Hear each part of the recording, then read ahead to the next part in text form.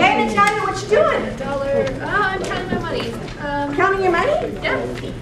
It looks like a lot of money. What are you counting for? I just want to make sure I have enough.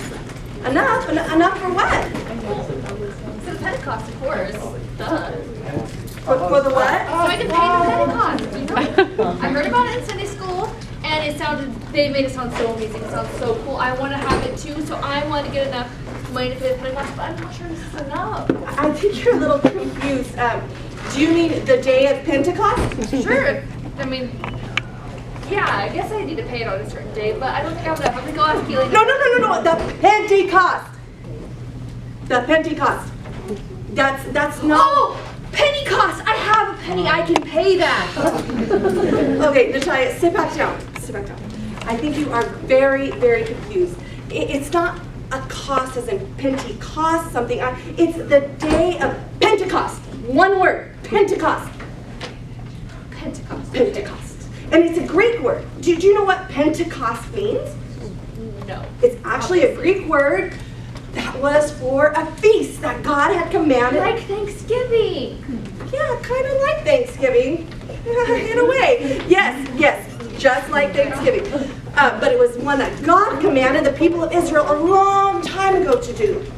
And it was in celebration of the Feast of Harvest. You see, there was a wheat harvest every single year, and God wanted His people to celebrate this harvest. So He created what the Greeks call Pentecost. It was translated from Hebrew. So, can you imagine? The Pentecost we're talking about is years after Moses commanded the people to celebrate. And this Pentecost is 120 people that they were in an upper room. God had commanded them to go there. And so they were all, probably when they first went in there, a little bit nervous, like, what is going on? Like, God told us to go here, and we don't know what to do. So maybe, I can just imagine with me, 120 people. Kids, close your eyes. Imagine with me, 120 people. Maybe slightly nervous because Jesus had just left them, and what? So maybe they started to pray. Maybe Peter said, let's pray a little bit. Let's have a little bit of a prayer meeting. So they start to pray, and they start to close their eyes, and Jesus, thank you. I don't know what we're doing here waiting, but we thank you for coming, and Jesus, and they begin to be in one mind and one accord, and all of a sudden you start feeling, oh Jesus, I'm starting to feel something inside of me, and the prayer got a little bit louder, and as they were praying, all of a sudden, something began to happen. And there was a sound that entered into the building. It was the sound of wind. What was that? They'd never experienced that before. What is this? Something is happening in my heart. What's going on?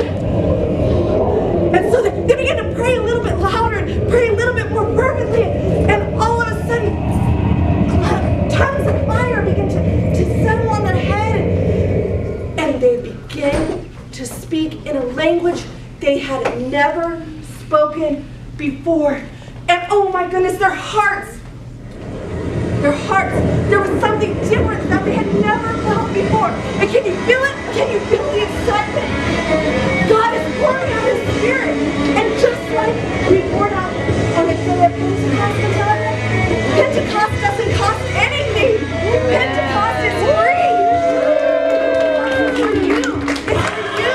And here today, you can have your own Pentecost. You don't need to pay your money, Natalia. Pentecost is free. It's the Holy Ghost just for you.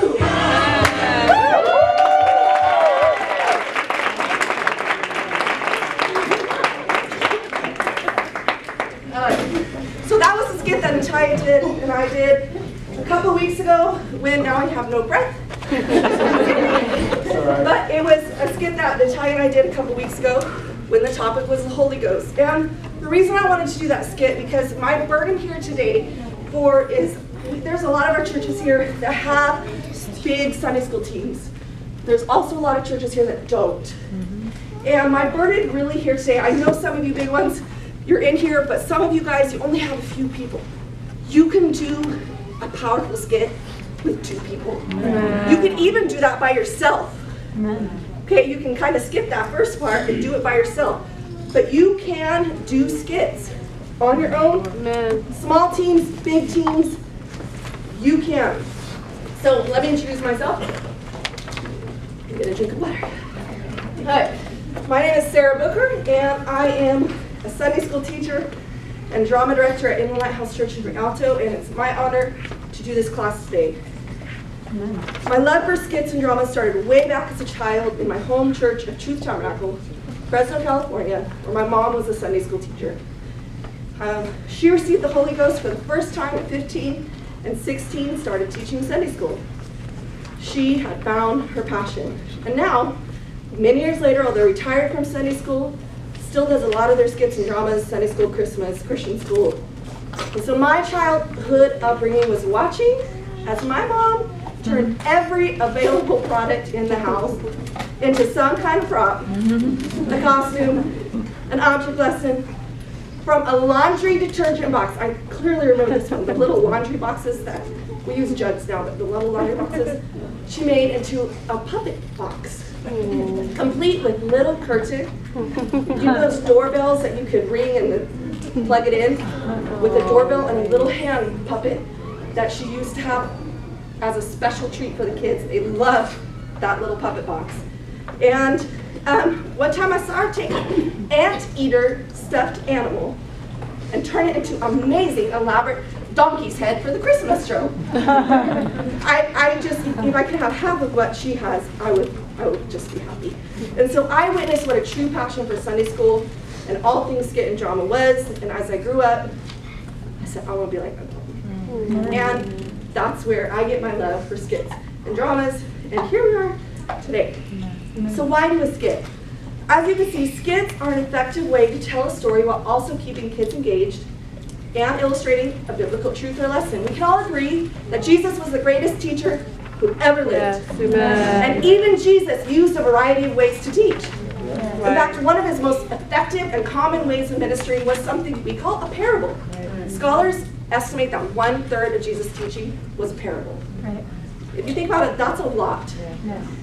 And so, while we know that Jesus, everywhere he went, he gathered great crowds, I don't want you to forget, he gathered children too. Amen. The people that were gathered around him, the little lad whose lunchbox he used, the children he gathered when he said, become like these. So not only was Jesus a great adult teacher, I think he was the first Sunday school teacher. So, he had a deep love for children. And the definition of a parable is just a simple story used to illustrate a moral or spiritual lesson. So in my mind, skits are just modern day parables. And just as stories were effective in Jesus' ministry, they can work in your classroom as well.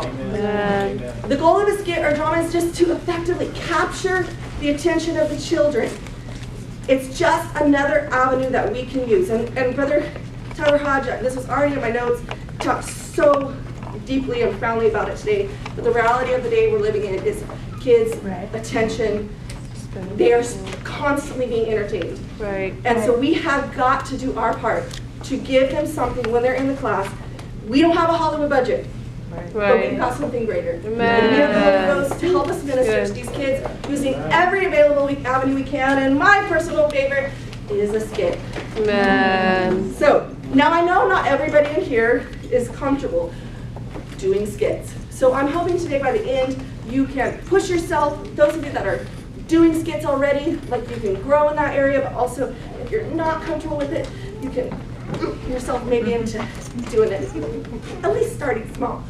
So most of us here probably work off a weekly topic schedule. You should know at least a week in advance what your topic is for the week. Those of you that were in the previous class, every single week at ILC, we have some form of a skit or puppet show. It's that important to us, okay? Whether that's in the middle or the main lesson, every single week, we have some form of skit or puppet show. And our teachers rotate through that slot every week, so you're not the same person doing the skit puppet show. And I remember way back, I want to embarrass him a little bit, sorry, Brother Danny. But Brother Danny was like, I can't do skits. And I remember him coming to me one day and like, I'm ready. I think I can do skits. And just watching your team like grow into that area and be like, I can do this too, and now in charge of the sound and the sound effects and the lighting and doing skits with his family. It's just an amazing thing watching your team grow. So how do I write? I'm going to move fast. How do I write a skit? Some places to start. The first place I like to go is the Bible. There's lots of stories in the Bible. Did you know that if you did just one Bible story every single week, it would take you 5 years to get through the Bible stories? Okay? So I want you to think about that, because sometimes our first response is, I need to write one. You've got a really good storybook sitting on your shelf. Use it. Use it, okay? And so in that, I gave you guys a handout. There's some topics, and I'm going to give you guys 60 seconds, and I want to see how many of you can write a Bible story for that topic as fast as you can and as many as you can. These are the topics if you want to write them down. Love, anger, fear, patience, jealousy, kindness, forgiveness, pride, greed, and faith. So we're just going to do this really quick. We're going to take 60 seconds and see how many Bible stories you can write that match that topic. Okay? You guys got it? On your marks, get set, go.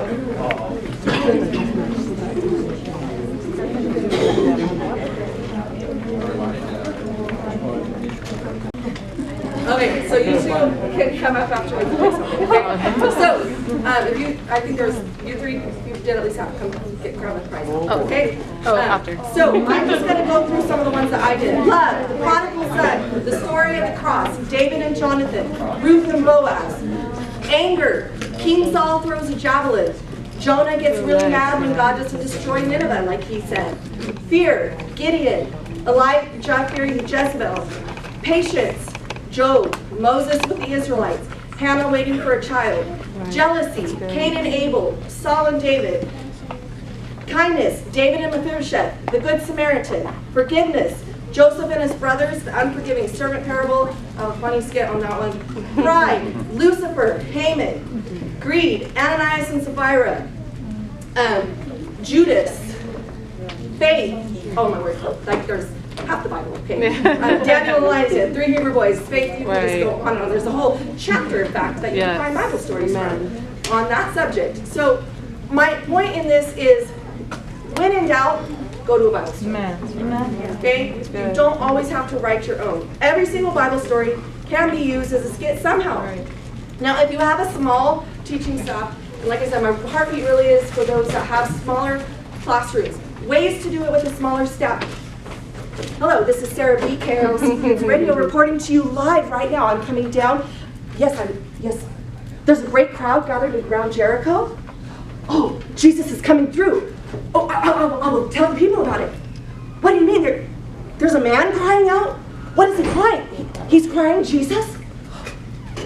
Is it that blind beggar that begs all the time? Why is he calling Jesus' name?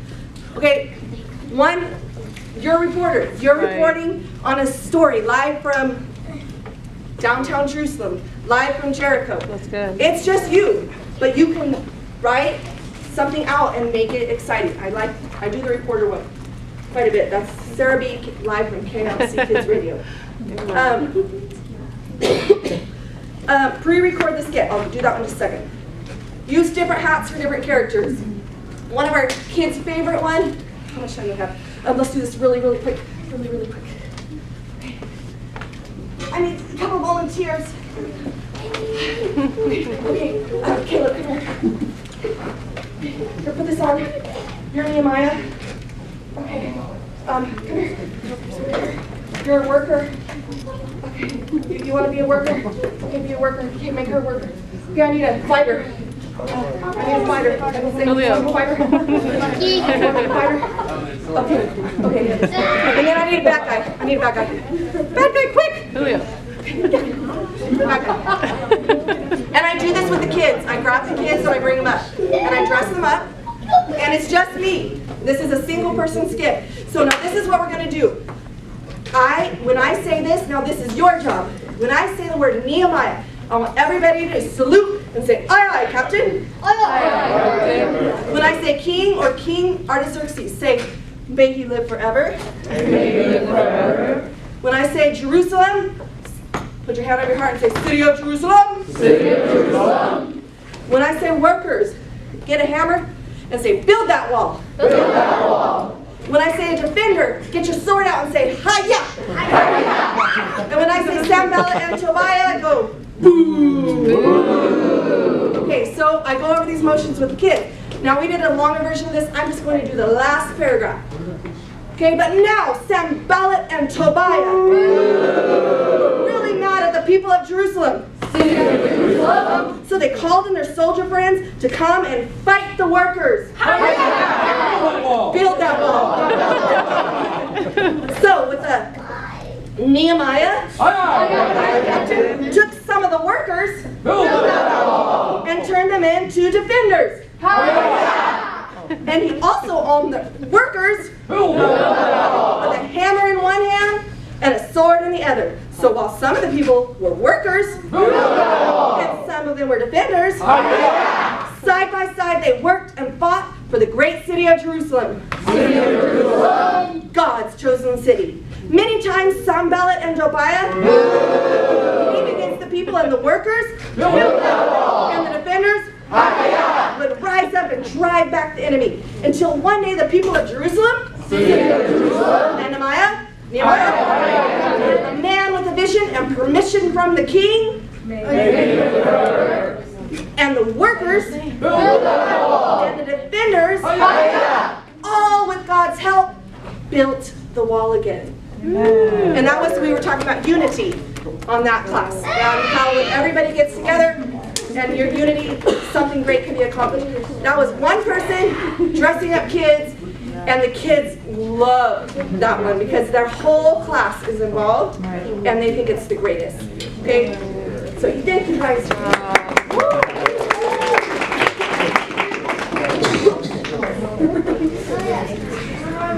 So turn a Bible story on its head, like we did last night, make it modern. We have a prodigal daughter that we do that's very, very moving. We have a really funny Good Samaritan that we do. Instead of being priests and kings, or priests and, can't think right now, the other one, Levite. It's like different modern people, like the New Age guru coming by and saying, think positive. If you can think positive, you can lift yourself up out of this condition. Or the exercise, go, come on, exercise, let's go, exercise. Okay, and so that one's for a bigger group, but it's really funny, and the kids like love that one. So you can take a Bible story and make it modern. Use Mr. Google. Google your subject. I'll be honest with you, I don't very often find a full complete script, but what I use Google for is to find the seed of an idea. Sometimes I see something, I'm like, oh, and it starts triggering something in my mind, and there are tons, there's much more than there ever has been. With YouTube, so recently, Bree, we were talking about one God, and Bree saw a YouTube video of a puppet, a Sunday school puppet, talking about having your own identity, or someone stealing your identity. And took that idea, wrote a really cute skit about identity theft and one God, and people trying to steal God's identity. And it was just really cute, but it was just one little idea that she saw in a video that turned into a skit. You can write your own. Use a running character. We have Harry the Puppet. They love Harry the Puppet. It's a big orange fuzzy puppet that comes out and does stories. Mr. Quackers. Mr. Quackers. Yeah. Yes, that's Philip's puppet. And Mr. Quackers is the worst joke teller. Just like, no, just kidding. So, he's not even here to defend himself. So, if you have a team that can ad-lib, do what we did last night. You write an outline, then at practice, fill in the meat of the skit. Let everyone add their personality to it. We do this frequently on our large kids revival nights. It only works if you have a team of experienced ad-libbers. Otherwise, please write dialogue for your actors because you don't want to make them uncomfortable. So if they're not experienced ad-libbers, give them a line. They feel much more comfortable practicing a line than ad-libbing. But if you have a team that can do it, you get really unique skits. Yeah. I'm sure you can imagine at our church, you get really unique skits. So mix humans and puppets. If you have a team member who does not like being in front, make a puppet the narrator. Let them hide behind the stage. Then they can still be involved, but they don't have to be out on stage. We mix that up, do that a lot. So, I'm not, how much time do I have? So I often start, how do I write my own skits? Oftentimes I write my skit by first deciding on the ending. Where do I want my skit to go? And then work backwards. So for example, we recently had a kids revival night. We started literally with, we're gonna do ocean, and the title is Diving Deeper. So now I'm like, okay, I have ocean and a title. But now I had to write a skit for 2 nights. So we did a whole running skit for 2 whole nights. So it's like, okay, where do you start with that? Diving deeper, what am I diving for? Oh, treasure, of course, like buried treasure. So what is gonna be in the treasure? Obviously the Bible. And then, so I have a big crew that I need to all give parts. So you know what, let's make an underwater ocean club. They're all amateur enthusiasts. They're going diving down when one of them finds a secret map that has been lost for ages. And it's salvation treasure. Okay, and on the map, we have to go through the sea of X. Okay, and so I worked really backwards from where I wanted to go, and then, of course, you gotta have pirates who are trying to steal the treasure. So some of our team was bad guys. But I just really worked backwards. Oh, I gotta count this. Delaney gave herself, she was a young girl who found a shell phone that she insisted was the real treasure, and that we should all forget about that lousy map from the Bible company. And she literally made a shell, out of shells, a phone. And she was so insistent that this was the true treasure, not this nasty old map that we had found. That wasn't going to lead us to anything. So once I would know where I'm wanting to go, what kind of scenarios would take me there. Another example, power of music. We had a topic on the power of music. So I started thinking about our young people. I love music. I love drama and I love music. So as a young person, music was a challenge for me because I had some friends who were listening to the wrong music. We all went to Christian school, but they were trying to influence me on listening to the wrong music. And so I wrote a whole skit related from my experience of being a young person. And so we used characters. Nobody came in playing worldly music. We had a cowboy. We had a punk rocker. We had, I don't even remember right now, but we had like several different types of music. Oh, a rapper who's rapped, Sam-I-am, Sam-I-am. I do not like that, Sam-I-am. So, literally. Okay, but they kept putting, like, you gotta listen to this, you little church girl, you gotta listen to this. And putting their headphones in, and well, slowly it started to influence me, like, oh, that's not too bad. But then when I went to sleep that night, the conviction started, and I had a bad dream. And then when I woke up screaming, my mom ran in, and we told this story of Saul and the influence and the power of music. And Larry, you want to demonstrate your Saul? Come on!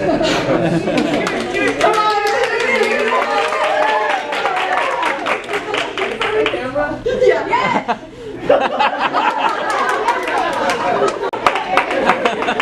Thank you.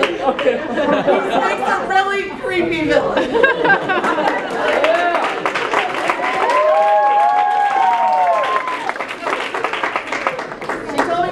Went crazy, and as you can see, he went crazy. The power of music. So I took an experience of my youth and turned it into a skit. So you would be surprised. You have your own testimonies.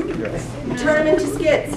And really, the kids can relate to you, because when you write a skit from your own personal testimony, it's very powerful. So take your testimony and turn it in. How long should your skit be when you're writing your own? My rule of thumb is every typed page of script, you have 2 to 4 minutes of time. This will depend on your actors. Some people are really quick, some are more slow. But generally, a type that I type, it's about 4 minutes of acting time. So if you have 8 minutes segment, you need 2 full pages of typed to fill that 8 minutes. Okay, so I'm gonna do one more real quick right here. And we have a skit. If you were in the last class, they started to do this, but we're going to set up real quick, and Delaney's going to show you a skit that she did. This goes back to, even if you have a couple people, you can do a skit. This required 2 people. Okay. So, ready?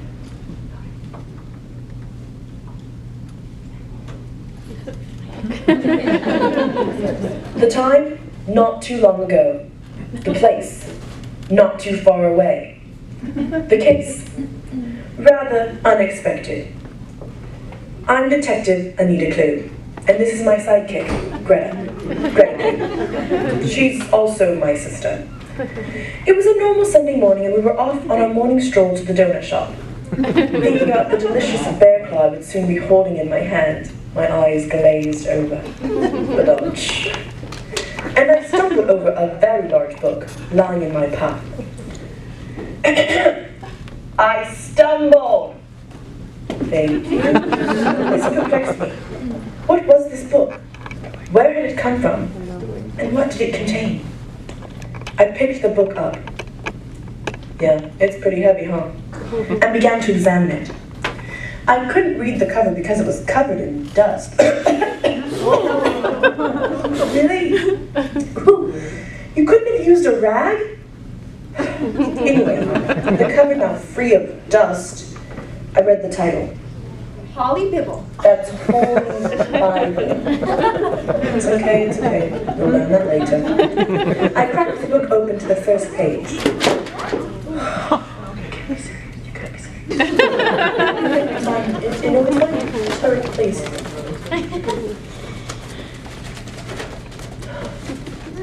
Okay, good. And after putting the Bible back together again, I started to read. It started at the beginning.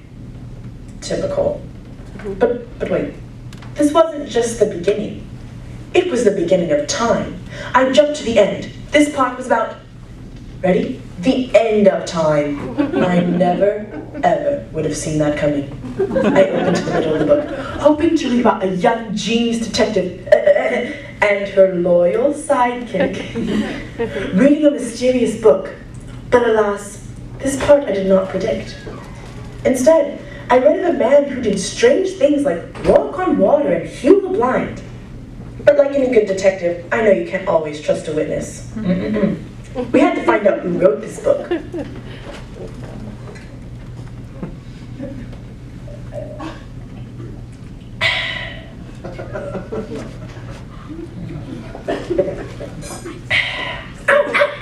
Hey! I was just getting a drink. I've been the one talking this whole time. My sidekick and I began to pore over the manuscript, taking notes and cross-referencing with a muscular concordance. Oh, yes, I'm sorry. I meant Strong's concordance. And we learned that this book, the Holy Bible, was inspired by God, written by men of God, as God revealed to them what to write. God is a pretty credible witness, but we wanted to be thorough in our investigation and decided to bring in the testimony of an outside source, a character witness, if you will. This Holy Bible predicted some stuff.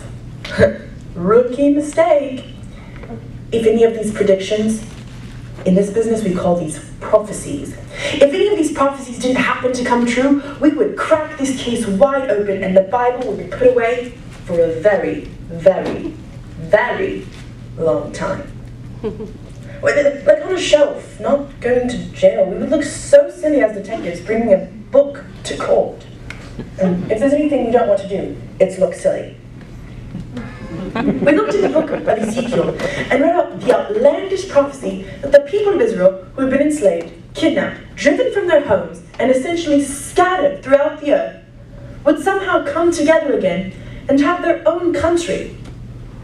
We consulted a map. We knew where to look. And amazingly, there it was. The nation of Israel, established nearly 2,000 years after not being a country. Astounding. My sidekick and I didn't know what to do with this information. This book, the Holy Bible, that had quite literally been thrown in our path, was the Word of God, written by men of God, as God spoke to them. And it aligned with events in history, and even predicted them. And that's what happened, Sister Sarah. And so I had to come to Sunday school today. Can you teach me more about this whole Bible? Yes. Okay, good job. So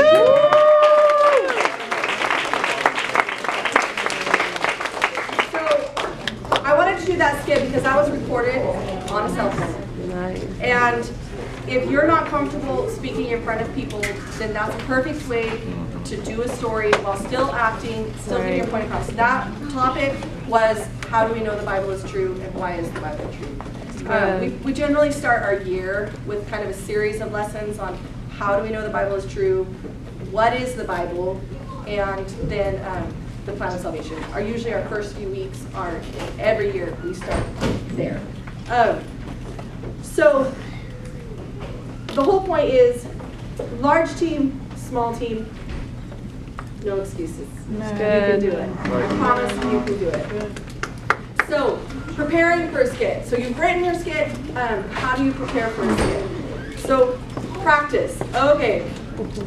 I know we're all busy people, but practice really does make perfect. If you have a team that you're really comfortable using, working with, you can get away with less practice if you get your script out in a timely manner. So please, please, please do your team a favor and get your script out at least a week in advance so they have that week to go over it.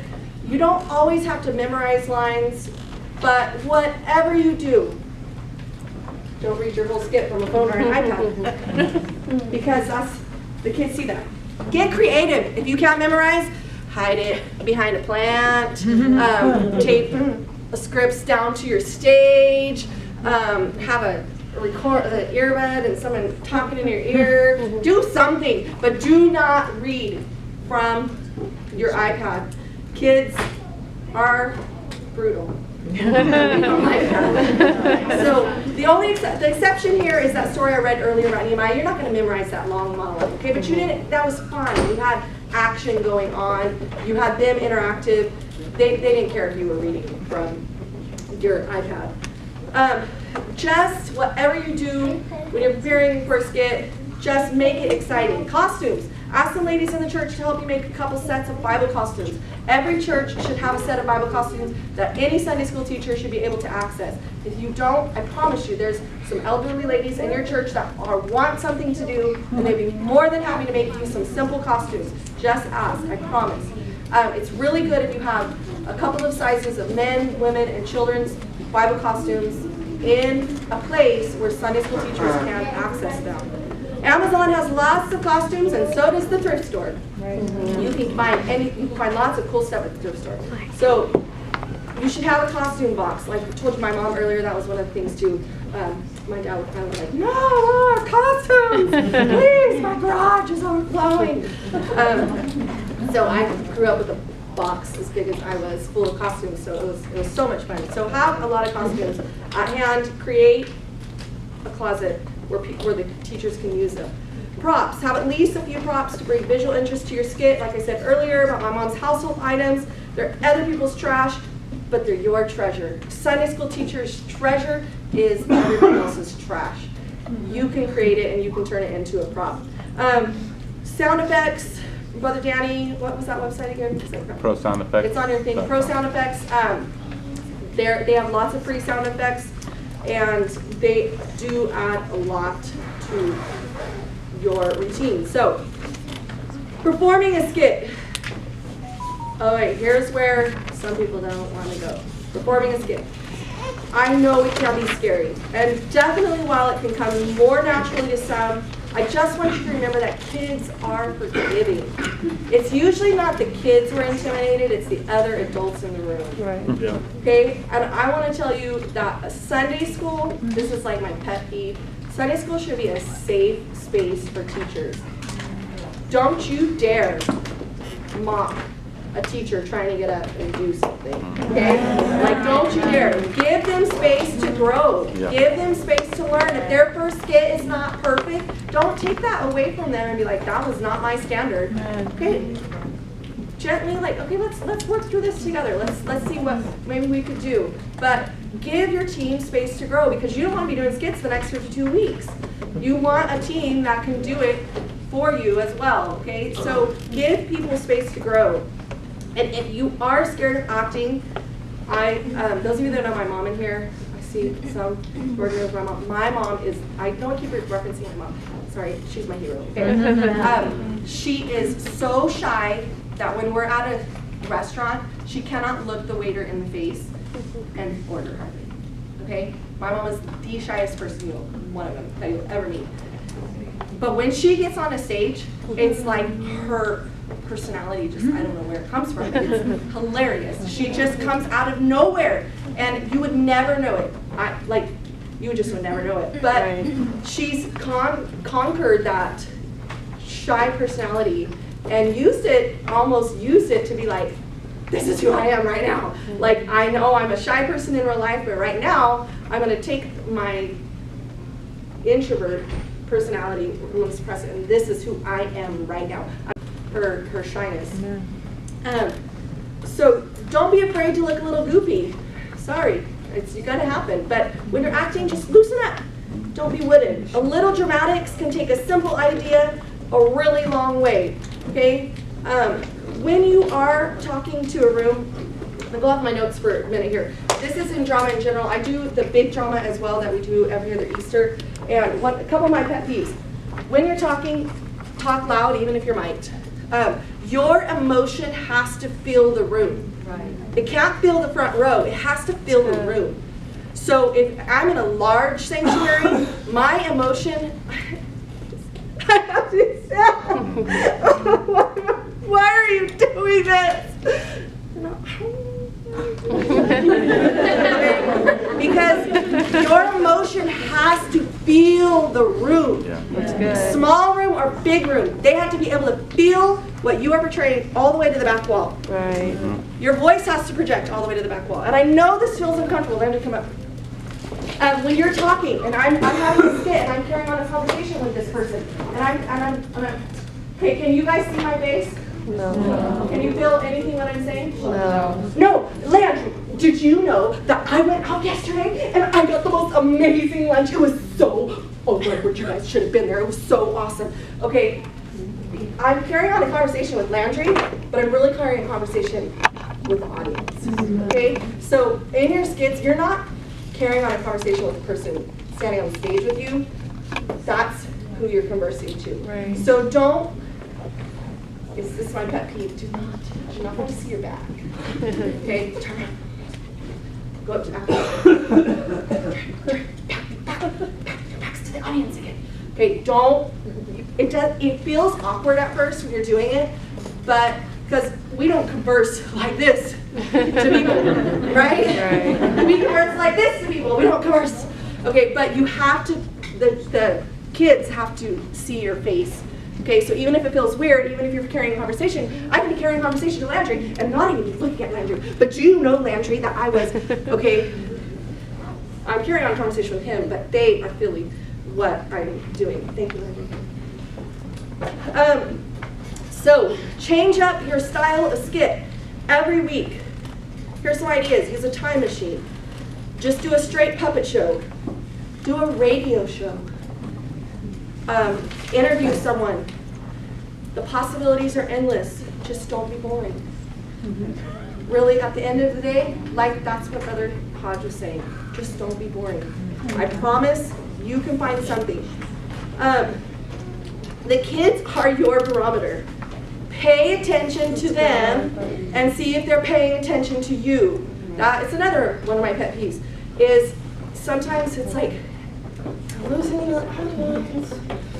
Like, bury it. I don't care if it's on script or not, bury it. If you are losing your audience, it's harder when you're behind stage on the puppet box, but I will often, if I see like, so-and-so is losing it, I'll be like, and did you know that you, okay, and I'll like just go right up to them in the middle of my skit and be like, did you know, young man, that God did such and such? And it's like, okay, I have no problem going in the audience right in the middle of my skit and just being like, hey, so-and-so, did you know God is great? And then going back to my skit, okay? But they're your barometer. If you are losing them, do something to change it up, okay? Don't just stand there.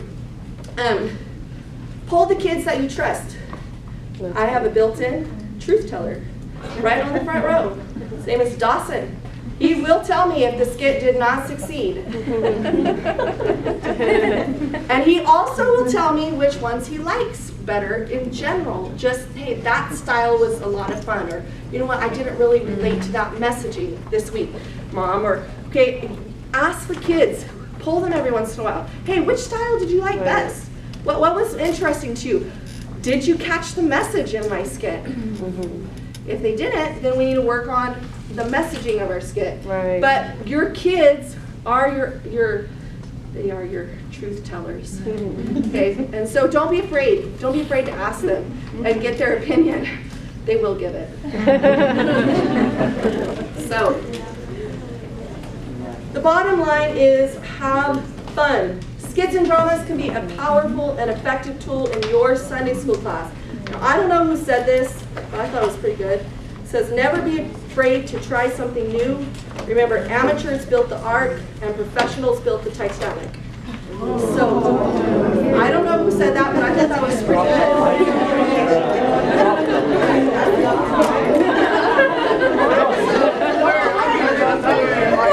It's okay if you're an amateur. Because you know what the difference was when I saw that statement? You know what the difference between the amateur and the professional? One had God, the other one didn't. Okay? One had God's plans, the other one didn't. So, if you're new to skits and dramas, I challenge you, go home, try it out in your class. The more you do it, the easier it gets. I'm also a Bible quiz coach, and I tell my new Bible quizzers, you don't sit down at the piano, unless you're a prodigy, and play Beethoven. You generally play chopsticks, or Twinkle, Twinkle, Little Star. That's how you start out. And if you give up now, this is what I tell my Bible quizzers, but I'm telling you today, if you give up now, you'll forever be playing chopsticks. You'll forever be playing Twinkle, Twinkle, Star. You'll never get past that. But give us some time, give us some effort, and you too can play Beethoven instead. So thank you guys, and if you have any questions.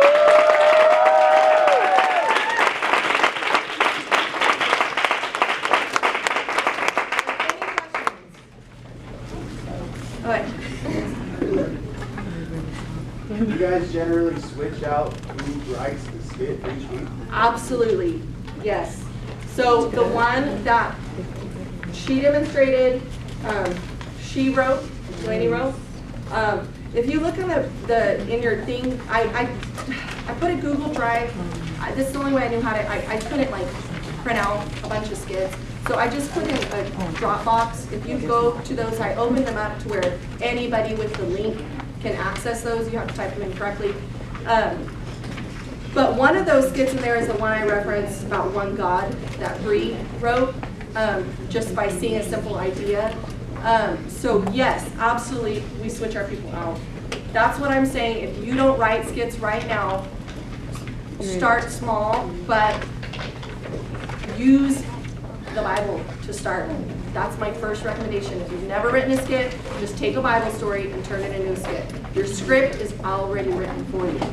Okay? So, yes, absolutely. Different people write. Any other questions? Thank you. I think I finished early, but that's okay. I was afraid I was going to go too long. So, okay. God bless you guys.